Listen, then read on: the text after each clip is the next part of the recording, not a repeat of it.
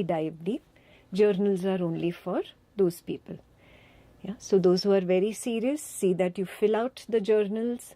Even if you cannot fill out all the entries where you do not see yet, right? Not there yet.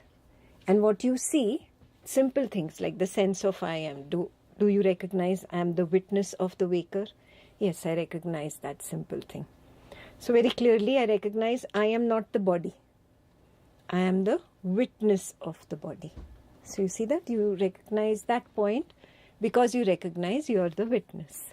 So fill how much ever honestly and truthfully you see. Yeah?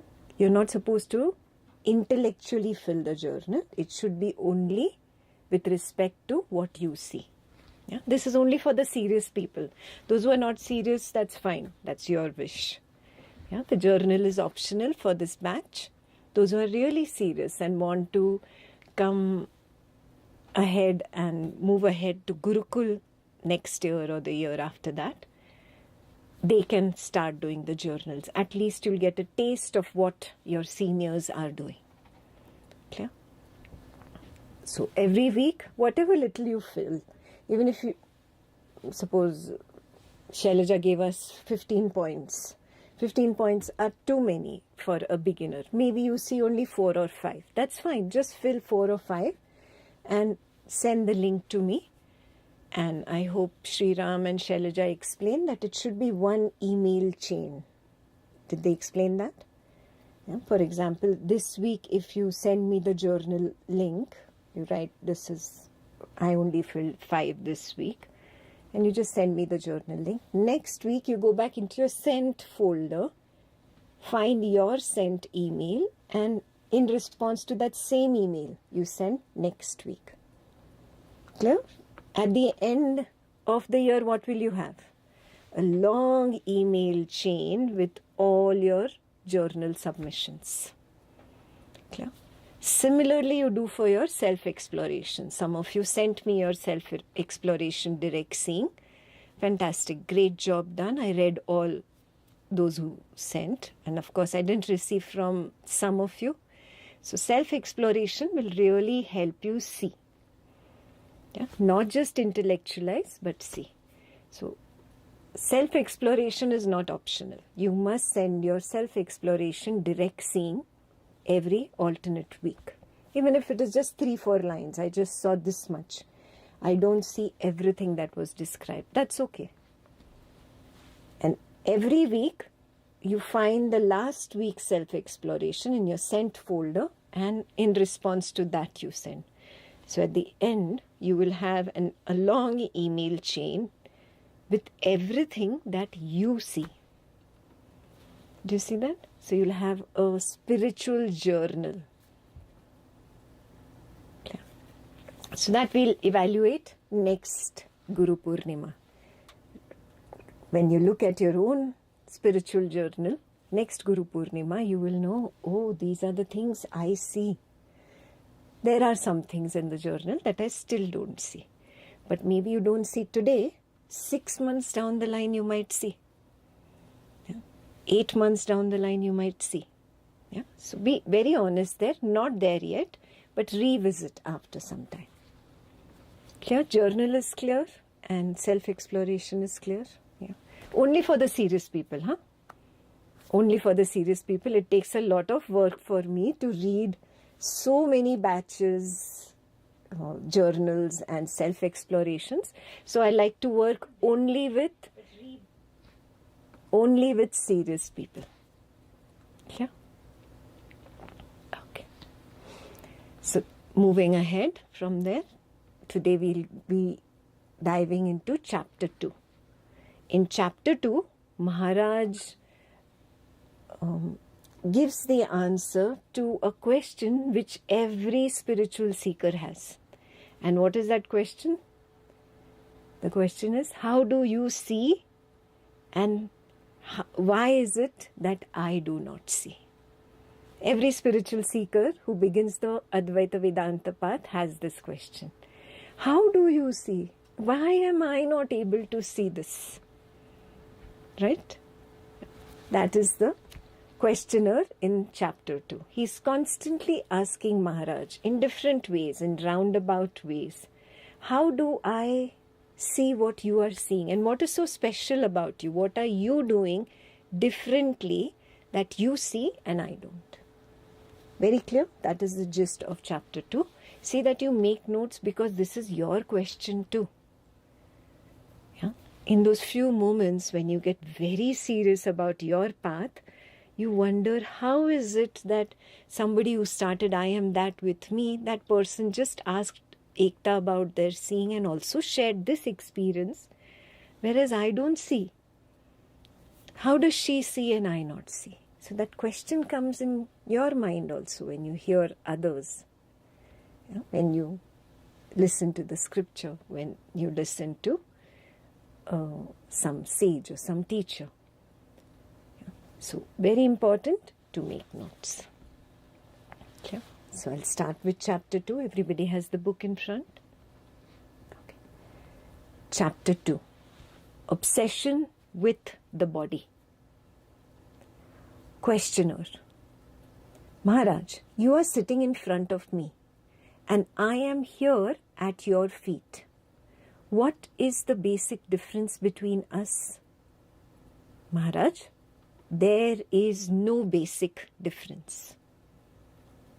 Questioner. Still, there must be some real difference. I come to you. You do not come to me. Yeah? So there has to be some difference. So Maharaj says, because you imagine differences, you go here and there in search of superior people. So questioner says, you are a superior person. You claim to know the real while I do not. So Maharaj says, did I ever tell you that you do not know and therefore you are inferior?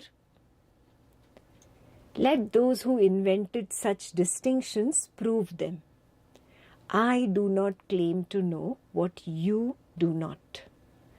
In fact, I know much less than you do. So Maharaj does not feel that somebody else who cannot see is inferior or lower than him. Yeah. What is the only difference then? That Maharaj will answer ahead. But so far it's very clear, he does not have that distinction in mind that there are superior or inferior people. Yeah. The ones who don't see, they feel that the ones who see are superior. No, there is nothing like superior or inferior.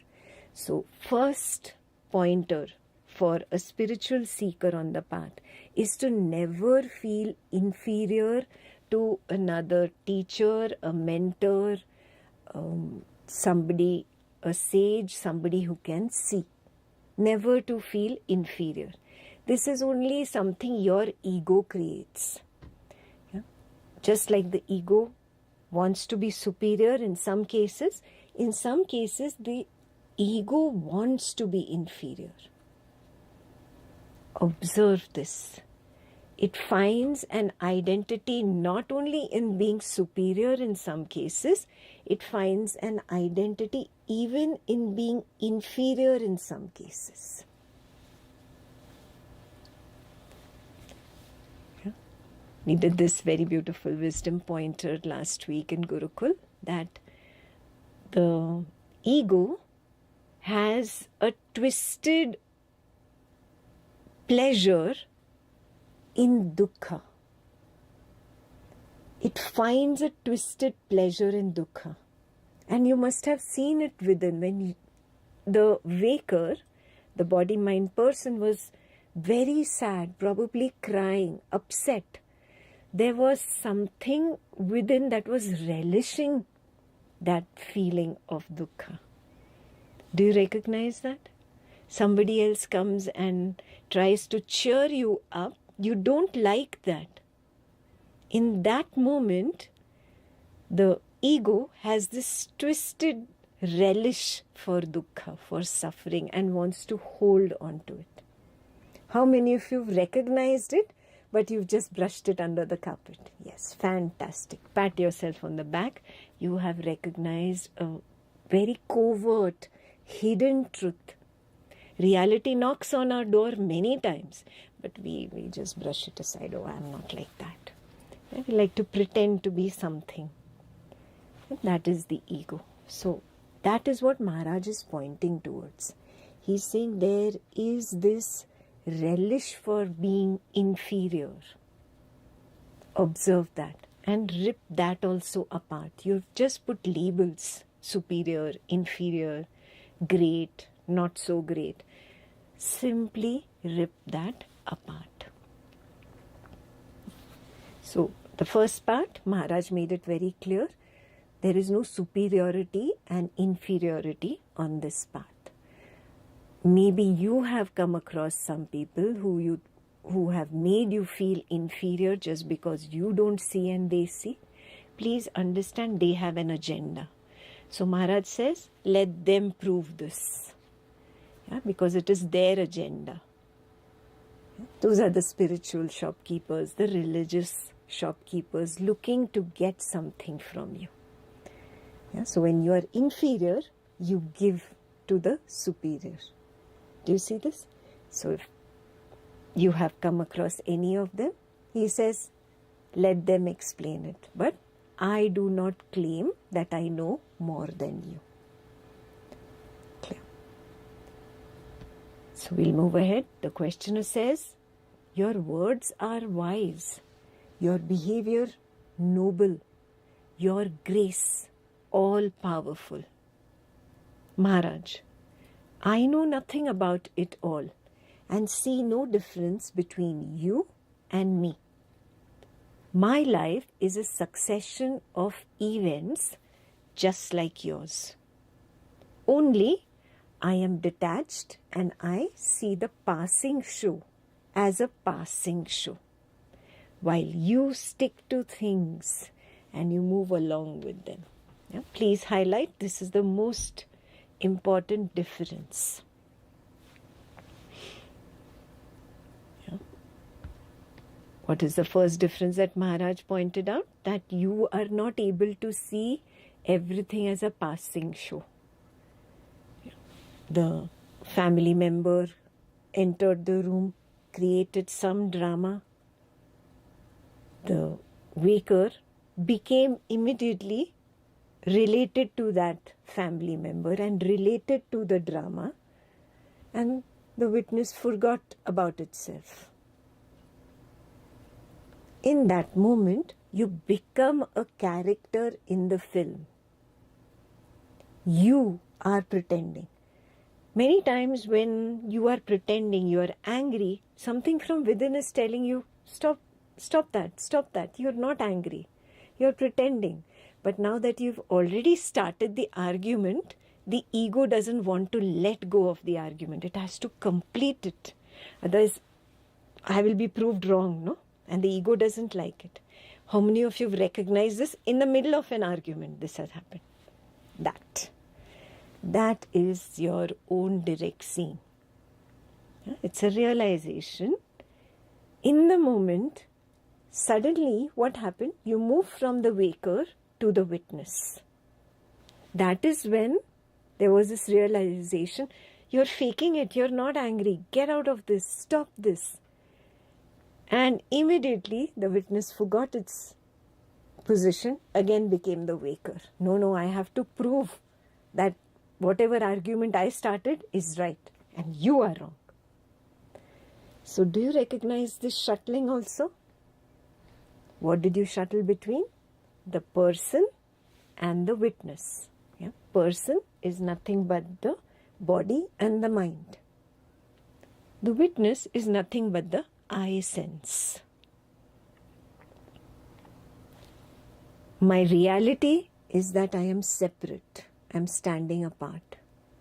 But I cannot stand apart too long because my full life I have identified with this person. And I want to be this person. Yeah?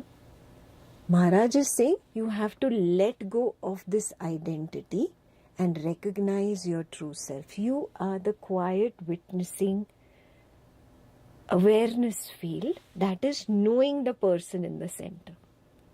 See, now where you are sitting, how the body is sitting, you know. Instead of focusing on what you are knowing, focus on who is knowing. You will recognize knowing is somewhere here at the periphery, around. Do you recognize that? It's at a distance. And that is knowing this body, that is also knowing the computer, that is also knowing whatever is on the table, the notebook, the hand movement. Maybe the stomach is growling, it's hungry. You know the sensation in the stomach. If there is a thought going, I'm getting this, I'm not getting this. It is knowing the thought. Do you recognize that? That is the I sense, the sense of I am. Maharaj is again and again encouraging us, go back to there. That is me. Then you see this is a passing show. For example, I can see that Ekta is speaking, her hands are moving, she's explaining to the participants. I can see the participants are nodding, listening, making notes. I recognize that all that is in me, the awareness field. Yeah, so recognize knowingness is happening from the periphery. It's not one circle here, it's here also, below also. It's like 360 degrees knowingness. Are you getting that? Yes? That. Very important to dive deeper into that. What is Maharaj going to tell us in this chapter ahead is very important. I'm just building you up to that. So in your direct seeing, take a stand there, and from there, see this as a passing show. The hand is moving. It's happening of its own accord. The waker's mind is saying, I get it. I don't get this. It's happening of its own accord. The sense of I am is only knowing. Means it is not acting. It is not thinking. It is not doing. It is not even experiencing. That is where I need to establish myself. Just in the knowing. Clear? That's how you reach the level where Maharaj is taking you. Start seeing this as a passing show. Yeah, right now, you're sitting in an Advaita session. After the session is over, you'll get up, you'll probably go have a meal. See it as a passing show. Yeah, the waker liking a particular vegetable that has been cooked today and not liking another vegetable that has been cooked. Recognizing these cravings and aversions, preferences of the waker also arose of their own accord. I am only knowing from the periphery.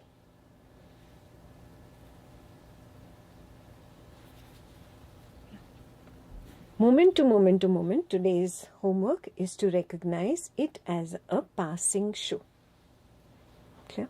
Then you will understand what Maharaj said in the last sentence. Only I am detached and see the passing show as a passing show, while you stick to things and move along with them. So questioner asks, what made you so dispassionate? Why did he ask that question? Very important to first understand. When the body-mind is eating food, what happens to the witness?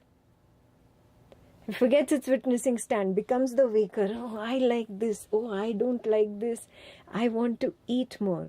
Yeah? So what happens? You are passionate about every action that the body-mind does. Yeah? So from there, the questioner is asking, oh, then what made you so dispassionate about this to call it a passing show? Maharaj says nothing in particular. It so happened that I trusted my Guru. He told me I am nothing but myself, and I believed him. Trusting him, I behaved accordingly, and ceased caring for what was not me nor mine. Very important. How many of you went to graduate school? Medical, engineering, yeah. Did you start from trying to create fire in your engineering class by clashing two stones against each other? No. You started with what was already discovered, invented, already written in books. From there you started. You didn't say, I will go back to ancient ages and start engineering from there. Those who went to medical school, you started with Gray's Anatomy, you started with your physiology books, you started with your pharmacology books, right? You didn't say that, no, I am going to discover what is happening in the body. First, let me cut open a human. You didn't do that. You started with what was already in the books, correct? Like that only. On the spiritual path, we have sages who have given us already what they saw. Some work has already been done for us. We obviously look at what the sages saw, but the difference on the spiritual path is now I must see what the sage saw. That is the difference. Clear? So, Maharaj had a guru. You have your scriptures. You have Advaita Vedanta. Those who are on the Buddha's path, you have Buddha's suttas. But finally, on the spiritual path, it should be, I should see what the sage saw. Do you have that kind of an inquiry within? How many of us really have that? And how many of us are just watching a spiritual video just for the sake of watching? Nothing else to do. Okay, let me watch a spiritual video. At least I'm not watching some horror film or action film. Examine. The sincere seeker, the earnest seeker has this thirst from within. I want to see what that sage saw. How did he write this in the scripture? How can I be at that level? That is the yearning of a true spiritual seeker. Yeah? Others are just here out of curiosity. You check. Am I a true spiritual seeker? Then I can understand what Maharaj is saying. Yeah? You trust the words of Maharaj here because we are doing I am that. Yeah? He trusted his guru's words. Yeah? So you trust whatever scripture you have taken on. And now attempt to see what Maharaj is showing. Clear? So he behaved accordingly means his teacher told him, you're only the sense of I am. You're not this body-mind person. Take your attention there. So that's what he did. He kept his attention there. He behaved accordingly. Means whatever his teacher told him, he did that. Ask yourself, do I have that kind of obedience? Do I listen to what is there in the scripture? If you do, fantastic.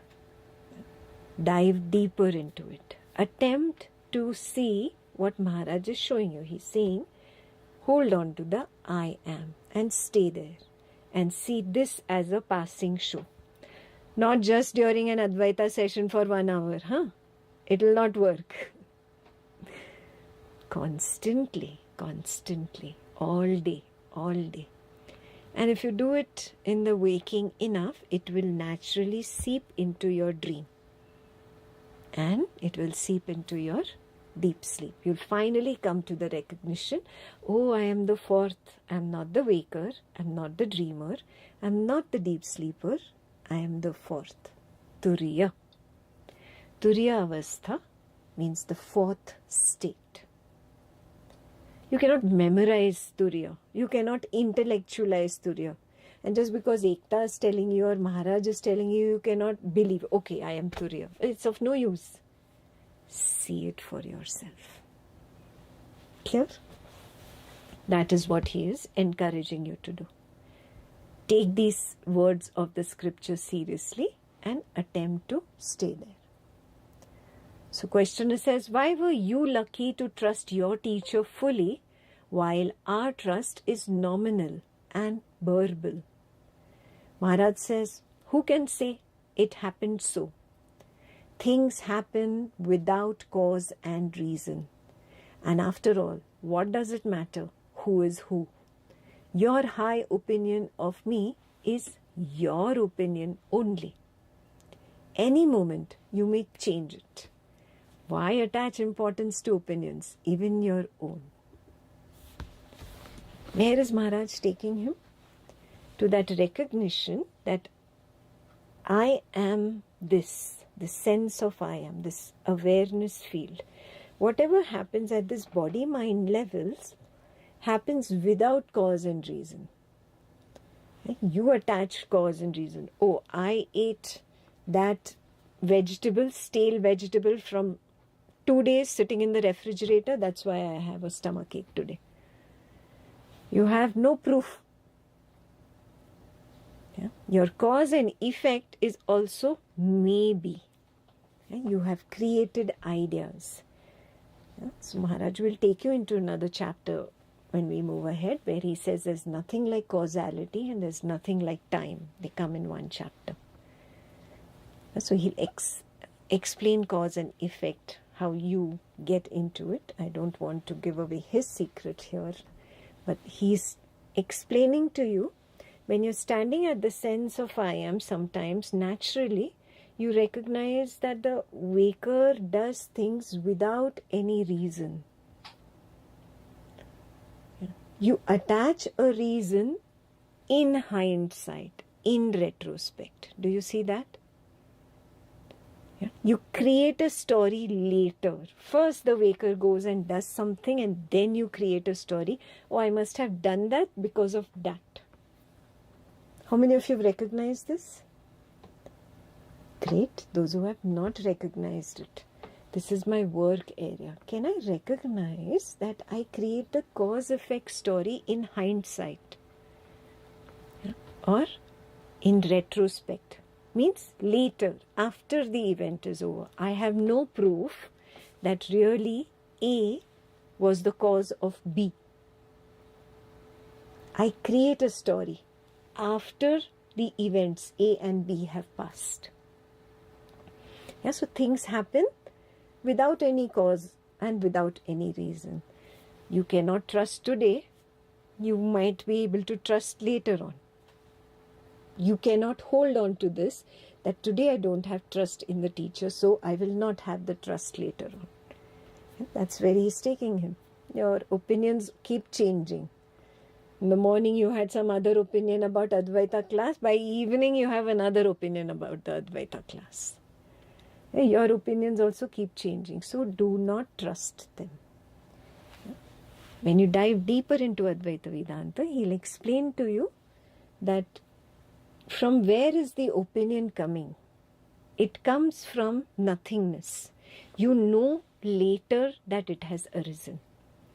For example, a thought arises. This is the beginning point of the thought. It comes till here.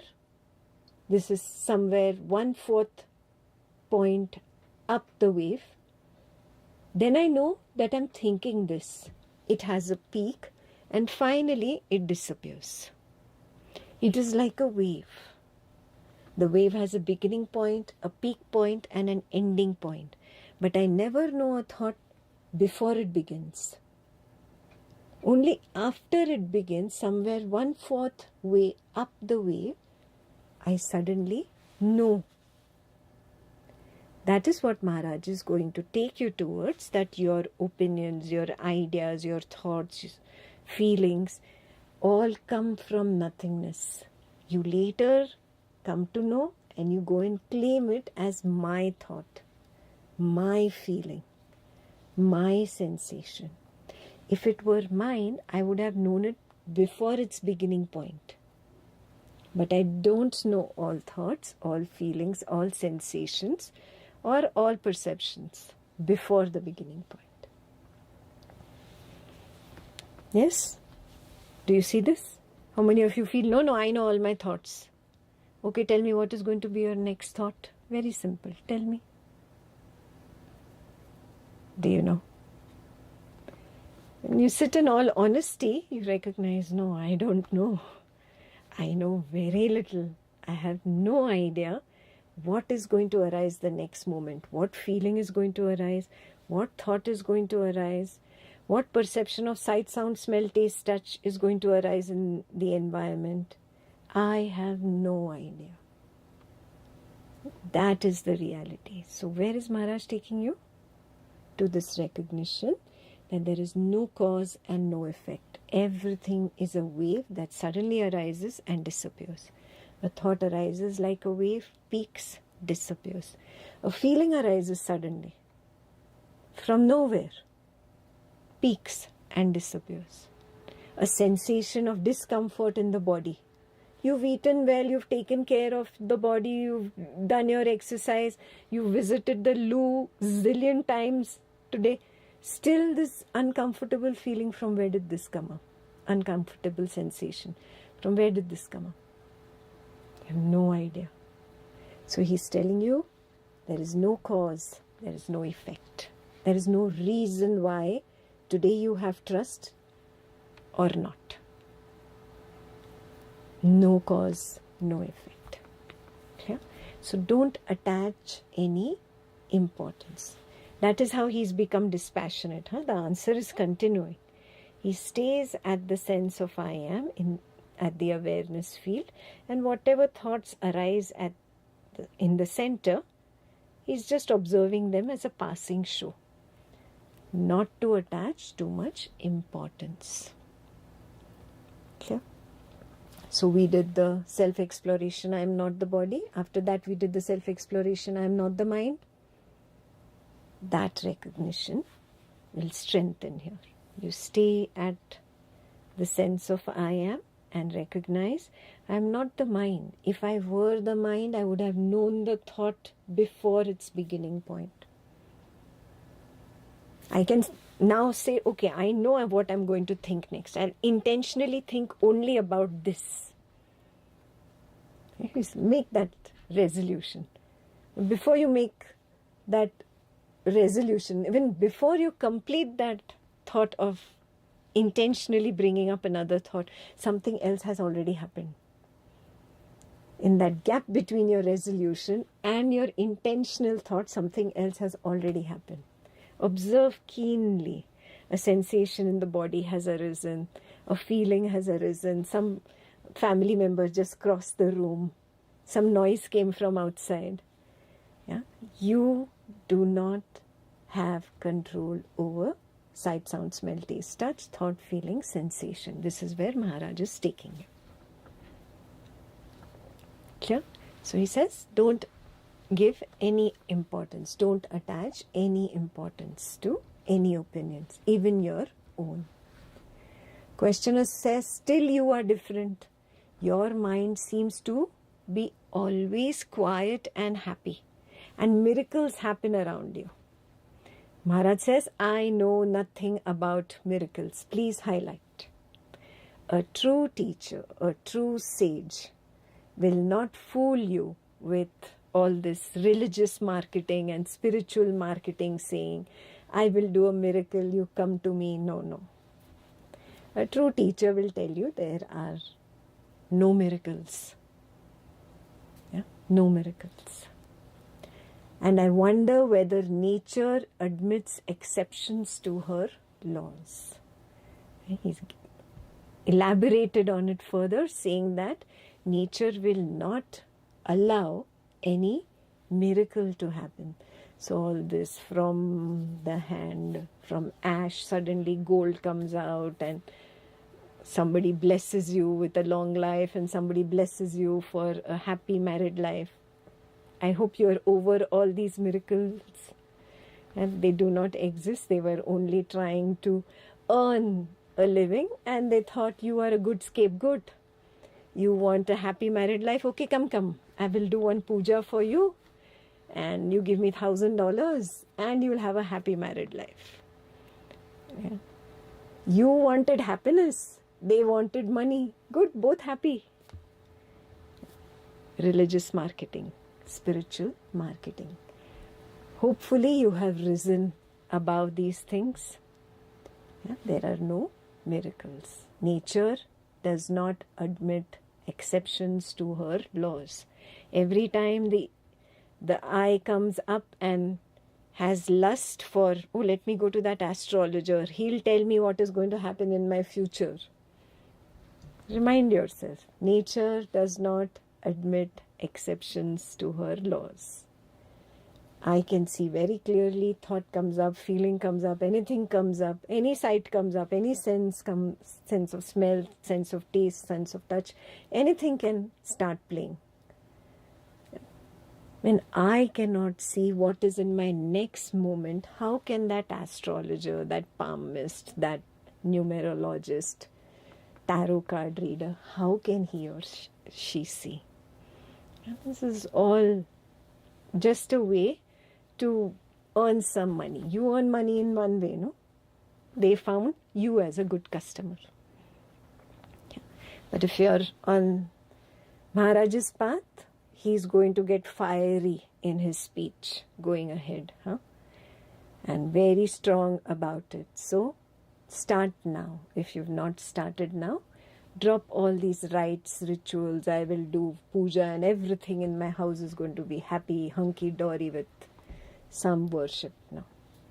Drop all these things one by one by one. Maharaj says the first scene in the YouTube documentary, Rays of the Beyond, Rays of the Absolute. Yeah. It's on Nisargadatta Maharaj. Find it on YouTube. First thing he says, throw away all your photos of gurus and gods. Put all your idols into the river. Yeah, take everything down. Become very clear. There is only the awareness field. Yeah, we are walking the pure Advaita Vedanta path. Not mixed with bhakti, not mixed with karma. Pure Advaita Vedanta path. Yeah. So Maharaj is a purist. So that's why he tells us that there is nothing that is a miracle. Otherwise, what he's saying, the other thing, unless we agree that everything is a miracle. And everything is a miracle, no? You don't know what the next thought is going to be. You don't know what the next feeling is going to be. You don't know what your family member is going to say next. And when the next explosion is going to happen in the family. You have no idea. Right? So, everything is a miracle. So, dropping all rites, rituals, all worships, all chantings, all mantras, all ideas that this blessing will do this for me, that grace will do that for me, is essential on Nisargadatta Maharaj's path. Okay. Moving ahead in that paragraph. As to my mind, there is no such thing. There is consciousness in which everything happens. It is quite obvious and within the experience of everybody. You just do not look carefully enough. Look well and see what I see. Very important. Highlight that. The difference between the spiritual seeker and Maharaj is that he looks carefully. And what has he seen? There is only consciousness, the witness consciousness, the sense of I am. There is only consciousness and everything happens in that. Take up a challenge. I am going to prove Maharaj wrong. I am going to find out where the waker does something else and it's outside the witness consciousness. Can you prove Maharaj wrong? Try to find something that the waker does, means this body-mind person in the waking state, I call the waker. Find out if the waker does something separate from the witness consciousness. You must see it for yourself. So that's a very important journal point. There is consciousness in which everything happens. Okay. He says it is quite obvious and within the experience of everybody, but you must attempt to see it for yourself. So that's the next homework from this chapter for you. Can I see this? That there is the witness consciousness in which this waker interacts with the spouse, with the child, with the other family members, with colleagues. The office appears in this witness consciousness. The office disappears from this witness consciousness. The house appears in this witness consciousness. The house disappears from this witness consciousness. Then you, as you really go deeper and become an expert, soon you'll see the waking ends in this witness consciousness and the dream appears in this witness consciousness. Now there is a dream house and a dream colleague and a dream office, dream boss, dream friend, dream family member. All these appear in the witness consciousness and then they disappear also in the witness consciousness. Once you become very strong with this witnessing of waking and dream, now witnessing of the deep sleep will become even more easy. You simply see there is an absence. There's a recognition. Ekta was there a little while ago and Ekta is not here, but I am. That recognition means I am labeling Ekta as the waker. I am the witness of Ekta. Hopefully that is very clear. So, Ekta was here a minute ago. She was turning right and left in the bed. She was pulling the blanket, she was pushing it away. And she found a spot and she disappeared. The waking disappeared, the room disappeared, Ekta disappeared. The fan disappeared, the noise of the AC disappeared, everything is gone. The waking has disappeared. I still am, and I am knowing a dream thought. Some of us are verbal dreamers, means we don't necessarily see a visual sight. We might just have sounds. Sounds means some words going on, some thoughts jumping here and there. Some of us just have feelings coming up. Fear comes up and you feel you're falling in the dream. So there are feelings coming up. And some of us have an entire show, light and sound show, where we see an entire visual. Some of us have a mixture of both, visual and verbal dreamers. Where is all this happening? Inside the witness consciousness. Very important. When you start recognizing, oh, I am that witness. I was witnessing Ekta in the waking and I am the same witness. I am now witnessing some dream, garbled thoughts, garbled feelings, some visuals I cannot figure out. I am the same witness. And suddenly you move to the dream state where everything is absent. No light, no sound, no show. Nothing. Even the nothingness or the absence is known by me. Means what? Absence also happens inside the witness consciousness and absence also leaves the witness consciousness. Clear? That is our goal. Swapna Nidra Jnana Sadhana. Very clear? I hope you're making your notes for your homework. Right over there, the long-term goal is to be able to see that I am the witness consciousness in which the waking state appears and disappears. Then the dream state appears and disappears. And then finally, the absence of waking and dream, which is termed as the deep sleep. It appears and disappears. That is where Maharaj is taking us. Clear? So I'll ask the volunteers to share with you a little bit of Swapna Nidra Jnana Sadhana saying next week when you do a self-exploration, so that you can start doing your own self-exploration back at home. They'll also play a little 2-minute audio of the instructions so that you can start giving yourself commands. Clear? So very important, that pointer is just one line in the book, but it means this entire explanation. The waking appears in me and disappears. Dream appears in me and disappears. Deep sleep appears in me and disappears. Clear? Questioner says, what do you see? Why? Why does questioner say that? Because Maharaj ended at, look well and see what I see. He's encouraging you to really observe now. So questioner says, what do you see? Maharaj says, I see what you too could see here and now, but for the wrong focus of your attention. You give no attention to yourself. Your mind is all with things, people and ideas, never with yourself. Bring yourself into focus. Become aware of your own existence. See how you function.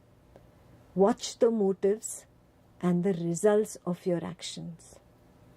Study the prison you have built around yourself by inadvertence. By knowing what you are not, you come to know yourself. I'll pause there. We'll read few lines at a time. This is the most important part. By knowing what you are not, you come to know yourself. So we started the self-exploration last week. What was the first thing we recognized? I am not the body. I am the one that is witnessing the body. Yeah. What was the second self-exploration? I am not thought. I am the one that is knowing the thought. I am not feeling. I am the one that is knowing the feeling. So the feeling, thought, the body are all center stage, and I am somewhere at the periphery and I can know what is happening center stage. So this is a trackpad. I am knowing the trackpad, means I am separate from it. Trackpad is known and I am the knower. Like that only. If I am the one knowing the body, I have to be separate from the body. Clear? That is what that sentence is pointing to. By knowing what you are not, you come to yourself. Yeah. So this is a method given even in the Upanishads. You do neti, not this, not this. This that I'm knowing, this cannot be me. Okay, I am also knowing the thoughts that are coming up. What is Ekta talking? Is that even true? Is that even possible? Am I getting it? What if all this is another story? Yeah? You see your thoughts? Oh, I am the knower of the thoughts. I am not the known. I am the knower. What is knowing? Can I turn beyond? What is knowing the mind? What is knowing the body? I can sense it. It's a sense of existence. I exist beyond the body and mind, and from there I am knowing the body, I am knowing the mind. That is where I have to start my study. That is the correct focus of attention. If I again focus on the body and believe I am the body, this is the wrong focus of attention. Is that clear? Now I'll read that first sentence again. I see what you too could see here and now, but for the wrong focus of your attention. So your attention should be here, the witnessing awareness field, which is all around, not here. Keep your focus there. Your problem is you're not giving attention to the self. Self is here. Self is not somewhere inside the body, one little dot in the heart or in the head or in the brain, no. Those were very cute stories for children. Hopefully you grew up and grew out of them. And there is no soul or little yellow light, blue light inside the body. Self is the one that is knowing the body. You get stuck with people, ideas. You're never with self. So he's saying, bring yourself into focus. So stay with the sense of I am. Become aware of your existence. Means this is where I feel I am existing. I don't feel I'm existing here. Body is inert. Yeah, by itself, body is inert. A thought doesn't have life in it. Yeah, mind is inert. That which is knowing the inert, that is conscious. Yeah, so that is the meaning of become aware of your existence. That which is conscious is here at the periphery. Then see how you function, how this body is moving, how the mind suddenly comes up with thoughts. Oh, I never know the action before it is going to happen. The action happens and I claim it in retrospect, my action. I never know the thought before it arises. Thought arises first, I know it, then I claim it and say, no, I am thinking this. A feeling arises, I create a story. I am feeling this because of this, I've already created a story and claimed. No. Become aware of your motive. Your motive is identity in that moment. That's why you're claiming thoughts as my thought. That's why you're claiming the body as my body. That's why you're claiming the feeling as my feeling. Your motive is identity. I want to feel I am. I exist. I am something. How many of you have realized this? That the thought is not mine, and then I went and claimed it and I felt also, no, it wasn't mine. It's only the ego trying to claim identity. Very important to recognize that. So, watch the motives and results of your actions. Very important. Why result of the action? What do I say? That this body is doing some action. I say I am doing the action. Then I say now I want the fruit of this action. I worked on this project. I should get the award. But the fruit is not in my hand. Anything can happen. Even the project can fail. Failure can come my way. Yeah. If I really were the master of the action, then the fruit also would have been mine. But the fruit does not necessarily go my way. Which should help you understand that I am not in control. I am pretending to be in control. How many of you have sensed this from within? I'm not in control right now, but I'm pretending to be in control. Even a simple thing like you getting this Advaita knowledge or not getting this Advaita knowledge is not in your control. How many of you see that you are completely helpless? That. Very important to humbly and honestly accept the reality. I know very little. Nothing is in my control. I'm not even the doer. I cannot even command this body should do this action and attain this success or that trophy. No, not in my hands. You can't even say, okay, that means I should not do anything. I mean, not doing anything is also not in control. Do you see that? You can't go one way or the other. It is not in your control to not do also.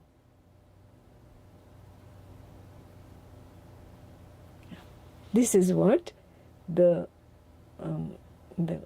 beginner has to wrap his brain around. Has to understand this. Oh yeah, I get these glimpses myself, what she's telling me.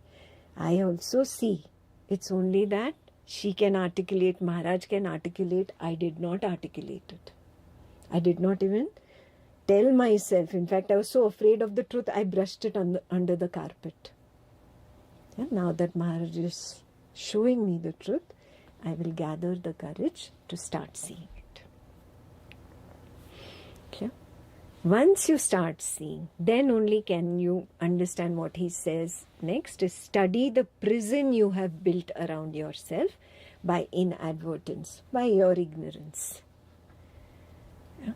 What is the prison I have built? I am the doer, I am the experiencer. All fruits of action are in my control. If I take the initiative, I will achieve this.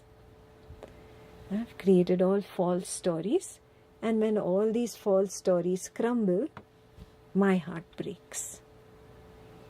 So I am the one who's causing dukkha to myself. It's not somebody else. I created a prison around myself. Yeah? Just because I was ignorant. Ignorance is not a bad thing. A child is ignorant. A father doesn't stand there and say, come on, mature right now. No. A father, a mother waits for the child to mature. Like that only, that witness consciousness was ignorant. Just recognize it that way. Now it has started recognizing, oh, I am here, I am not here. This is in me. I am here. Yeah? So start rejecting now. I am not the body. I am not the mind. I am not the intellect. I am not the memory. I am not even this big ego that says, I am Ikta. I am the Advaita teacher. I. Drop all that. Where do you get to? Does the witness speak? It's quietly knowing what is happening. That sense of I am, that sense of existing. That's how you come to yourself. That's where we came. By knowing what you are not, you come to yourself. Clear? We did the whole first 4 lines, line by line. I'll move ahead. The way back to yourself is through refusal and rejection. Very important. I am not this, I am not this. This feeling that has come up that I am faking it. This is reality knocking on my door. Let me stop right now and take the stand of the witness. Reject that whatever action was happening, whatever experience that you were claiming is mine, whatever. Just reject it. Stand as the witness. In the middle of drama. Not on Tuesday, next Advaita session. Oh, at that time, I didn't become the witness. Oh, pointless. In that moment, when the drama is happening, stand as the witness and know that the waker has an equation in the waking world, and that is just playing by itself. I am not the waker in the waking world. Rejection, refusal. I refuse to stand as the waker. I will stand as the witness of the waker. So what will happen? Will the waker in the waking world change just because you stood as the witness? No. The waker has an equation in the waking world that will continue. But you will see it as a passing show. You will not claim it as mine, which means there will be no dukkha, there will not be guilt, there will not be hatred, there will not be anger, there will be no sense of wanting to control it. There will be no objection to what has happened. What is. Do you see that? That is the way to get out of suffering. There is no other shortcut. So the way back to yourself is through refusal and rejection. One thing is certain, the real is not imaginary. It is not a product of the mind. Even the sense I am is not continuous, though it is a useful pointer. It shows where to seek, but not what to seek. So when you start staying here again and again, you realize, oh, this is the real and this is not imagined. It is not created by the mind. I cannot create a sense of existence how much ever I want. Yeah? So this is not a product of the mind. The sense of I am is also not continuous. It just arises when there's something to know here. When there's nothing to know, for example in deep sleep, the sense of I am also relaxes. Yeah? Because there's nothing to know in deep sleep. So we'll get there. This is a pointer to be kept in the parking lot for the future.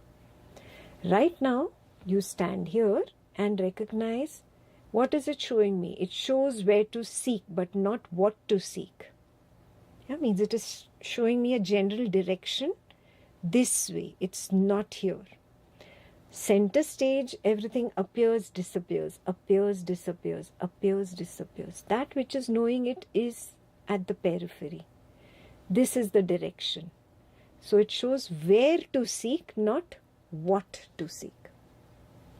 Very clear? So you start moving in that direction, in the sense of I am's direction. Just have a good look at it. Once you are convinced that you cannot say truthfully about yourself anything except I am, and that nothing that can be pointed at can be yourself, the need for I am is over. You are no longer intent on verbalizing what you are. Yeah, so he's also telling you an end goal. Usually on the spiritual path, the religious or the spiritual shopkeeper does not give a destination. So you're all confused what's going on. Maharaj is very clear. He's given you a destination. What is the destination? You stay focused on the sense of I am, sense of I am. Stay there, focusing in that direction and nothing else. Don't come to the center. You stay there without verbalizing it. And a point will come where even that I am will collapse and you will go beyond the sense of I am. Yeah? You don't need to do anything for that. All you need to do is keep your focus on the sense of I am. You can't say, okay, I've started this chapter 2 this week. By next week, I should get there. No. It takes some time. First, get established in the sense of I am. He's given me the destination address on the GPS. Yeah, so now I know, okay, I have this entire map, and what is my destination? The sense of I am will collapse or merge into something higher if I keep focusing on it. Just stay there. That is the destination. It takes time. Yeah? You cannot get to any destination in a day, in a week, in a month even. You cannot say, okay, come on, instant enlightenment. No. You see the thickness of the book, no? So it takes some time. Have patience. Start the practice of just standing as the sense of I am or the witness consciousness. Okay, I'll read ahead. You are no longer intent on verbalizing what you are. All you need is to get rid of the tendency to define yourself. Now, please highlight. After giving you the destination, he is now telling you pointers that will help you walk on the correct road so that you don't go off trail. You don't go off track. Yeah, so he's going to keep giving you milestones on the road. First milestone he has just given you. You abandon this tendency of yours to define yourself. No need to say to yourself, I am the witness consciousness. Okay, I am the awareness. Okay, I am the existence. No words. Simply sense it. That which is knowing the body in the center. That which is knowing the lips moving. That which is knowing the sound of these words. That which is knowing the movement of the hand. That. That's it. Ekta has to explain in words, no? To say it, you don't need words. You can just go there. Simply go there. That's it. No verbalization. Yeah? Don't define yourself. Why? He gives the reason. All definitions apply to your body only and to its expressions. Once the obsession with the body goes, you will revert to your natural state spontaneously and effortlessly. Yeah, it will naturally happen. You don't have to do anything. He's just giving you the explanation why not to define, because anything that you can define is accessible by the mind. If something is accessible by the mind, means you are defining something inside the mind. Where are we going? Beyond.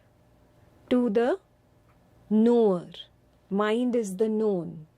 If it puts something into words, you have again shifted your position from the witness to the mind. You stand as the knower. Don't shake hands with the knower, with the known, which is the mind, or its verbalization, or its intellectualization, its definition. Very clear? That's the first milestone Maharaj gave you after giving you the destination. And he also gave you one condition, very important condition. Once the obsession with the body goes. So this is the spiritual seeker's question, no? How long will I have to do this? Until the obsession with the body goes. What is my obsession with the body? I want to identify with Ekta. I want to be the doer of whatever action Ekta does. I want to be the great teacher who gave this beautiful explanation. Do you see that? Whenever I jump to the body of the waker, I have jumped into false identification. That means I am still obsessed with the body. When I stand at a distance and I know Ekta automatically operates in the waking world. She speaks what must be explained. She does what needs to be done. I do not need to do anything. I stand at the periphery and only know what Ekta is doing, Ekta is teaching, Ekta is eating, Ekta is sleeping. Whatever Ekta is doing is Ekta's world, not me. This is a passing show. Clear? So once your obsession with the body breaks completely, then only you will go to your natural state. This is the answer to the question, how long do I have to do it? Till your obsession with your own body breaks. Very, very clear? The only difference between us is that I am aware of my natural state while you are bemused. Bemused, confused, puzzled. Why are you puzzled? Many times you think that what this waker is doing, I am not doing. It's happening. Don't you get confused? Don't you get puzzled? And then again you force yourself to believe, no, I am doing this. Happened? How many of you realize this in your own seeing? That is the meaning of being bemused. Yeah? Puzzled. Am I this or am I that? Am I doing this or am I not doing this? Am I experiencing this or am I not experiencing this? This is bemusement. Okay. Just like gold made into ornaments has no advantage over gold dust, except when the mind makes it so, so are we in one in being. We differ only in appearance. We discover it by being earnest, by searching, inquiring, questioning daily and hourly, by giving one's life to this discovery. Okay, how often do I have to take the witnessing stand? That is also answered. What? Daily, hourly, constant inquiry, constant inquiry. Where do I have to get to? Till I see that we are one in being. Till that time, my journey is not over. Clear? That ends the chapter. I went a little over the time. Yeah, but I hope it's all clear.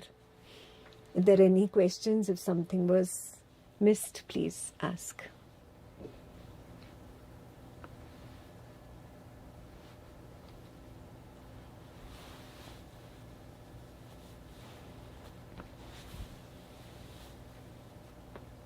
If you have a question, you can write to the host. The host can also ask for you.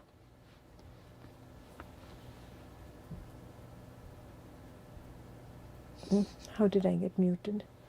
If you have any questions, you can write to the host and the host can ask on your behalf.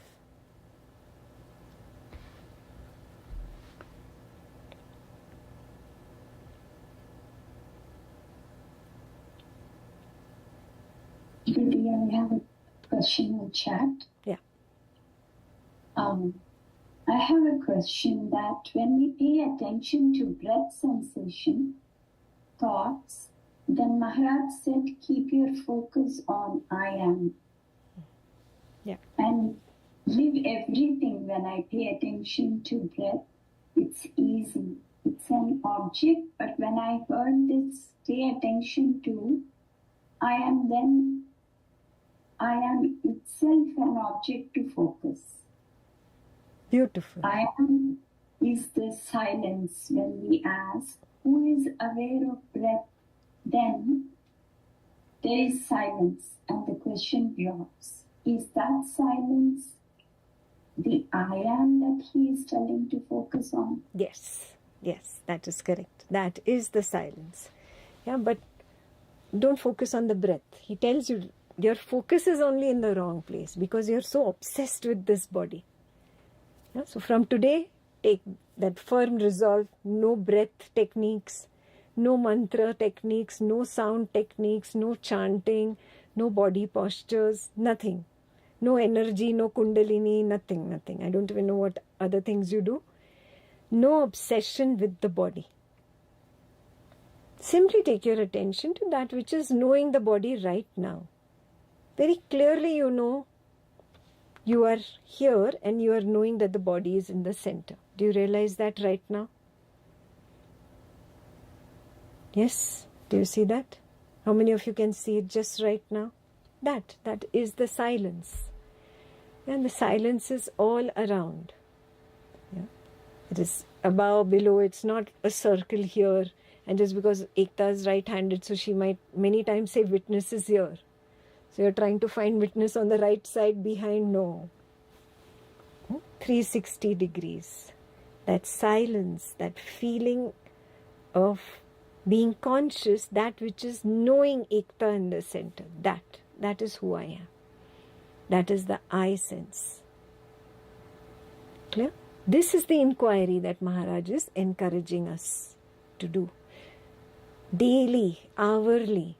Even if you're busy at work, the hand is moving, you're doing some project work, maybe you're typing on the computer, there's something that is knowing that the hands are moving, that the body is sitting, either it's slouching in the chair or it is straight, the back is straight. It knows.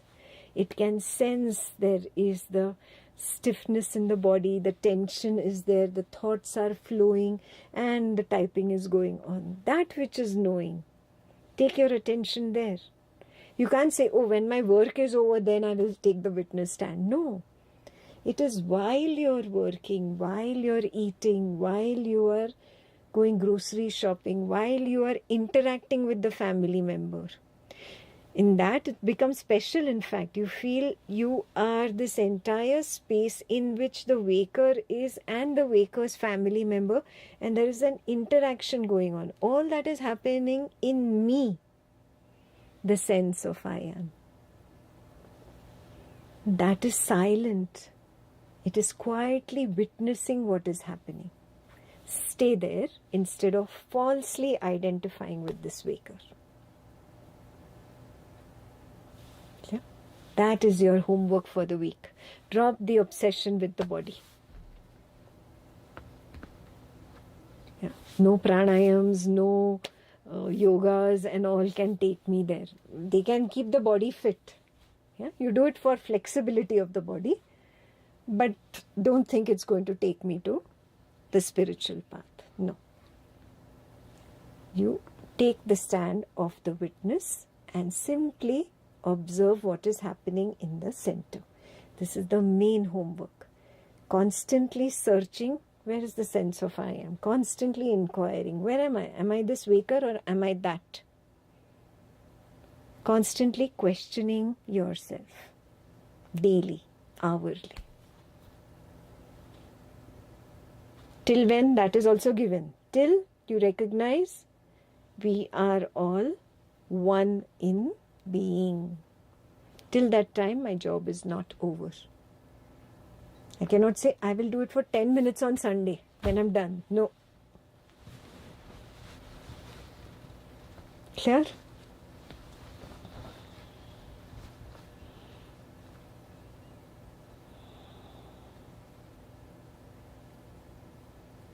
Didi, I have a question. Yeah. It is probably the greatest pointer that I have realized that the space is the I am. I've always pointed to this person being in I am, and I'm also feeling, thinking. And you've mentioned the thoughts do come from this space. Yes. And I don't know how they've come up. Yes. But I only know a little while later. But that knowingness doesn't happen always. Sometimes it happens. Yes. After through this practice, it has started happening more often now. Correct. Where does the attachment happen? When the thought has arisen at that time, I have lost it until I become aware of it? Is that when because I'm not able to be aware of all things arising. But recently I've noticed things are happening where I can notice the hand has moved. I didn't ask it to move, but it did. Yeah. Everything is like a wave. I don't have my board here. I usually have a board, white board with a nice marker. It's not here right now. But just imagine a wave that goes up and it comes down. For every arising, whether thought, feeling, sensation or perception, the beginning point is never known. It's 1/4 way up that I suddenly recognize a thought, a feeling, a sensation or a perception. When you recognize that, that is one important point to take a step back and make myself realize that, see, I recognized it somewhere midway. Let's take a simple example of a song.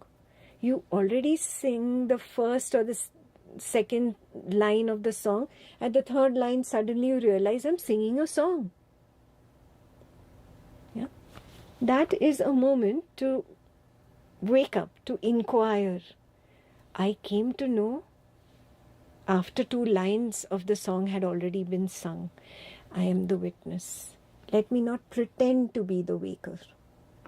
Yeah, so that recognition point is where you can make a practice of taking the witness stand again and again. If it's, of course, a very strong emotional attachment, you will not be able to do it. You will slip back to the waker. And that's okay. Even if you do it once in a big emotional argument, at least you managed to do it once. Great. Pat yourself on the back. You continue doing this practice. Continue doing this practice. The recognition point serves as nature's safety valve. It kind of gives me that realization in the moment that if I were in control of this thought or feeling or sensation or perception, I would have known it from the beginning point. But I know it suddenly in the middle. Let me take the stand of the witness and observe what the flow has brought my way. And it's just a wave. It'll peak and it will finally dissolve into the nothingness. You stand as the witness at a distance without getting involved. These are just a few pointers that I'm giving you for the practice, but it will take some time because you have told yourself, I am Kion, and I have told myself so many times, I have to unlearn the wrong learning now.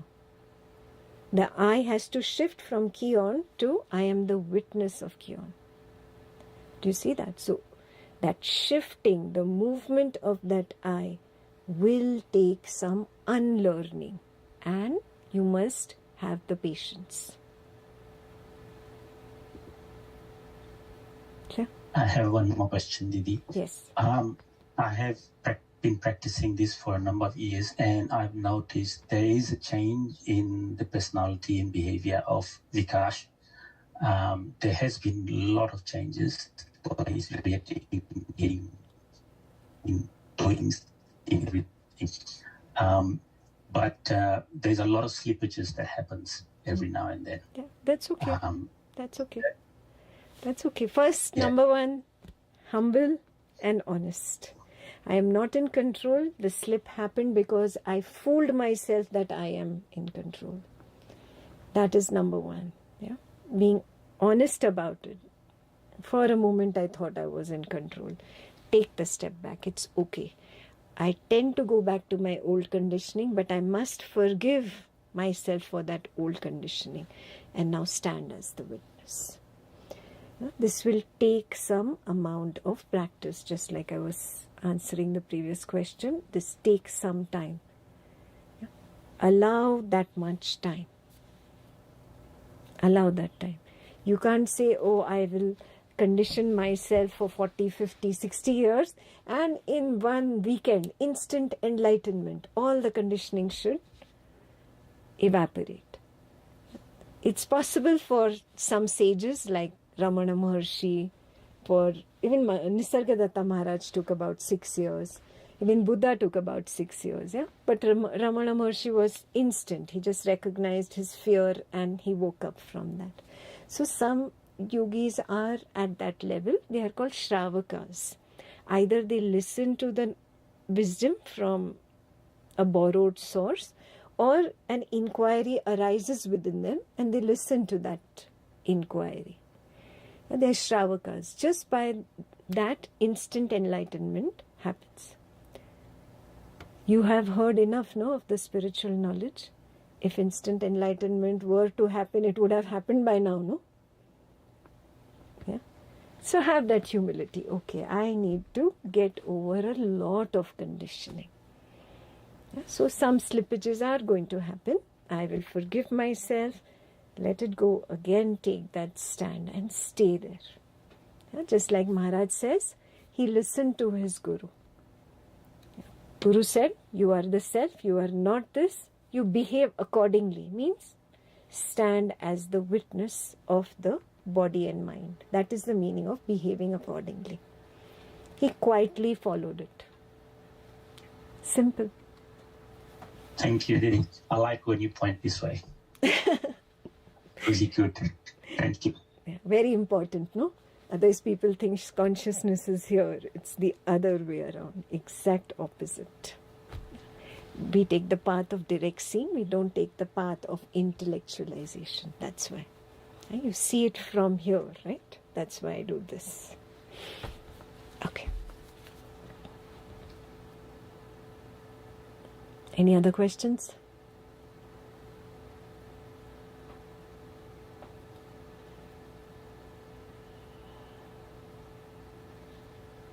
No?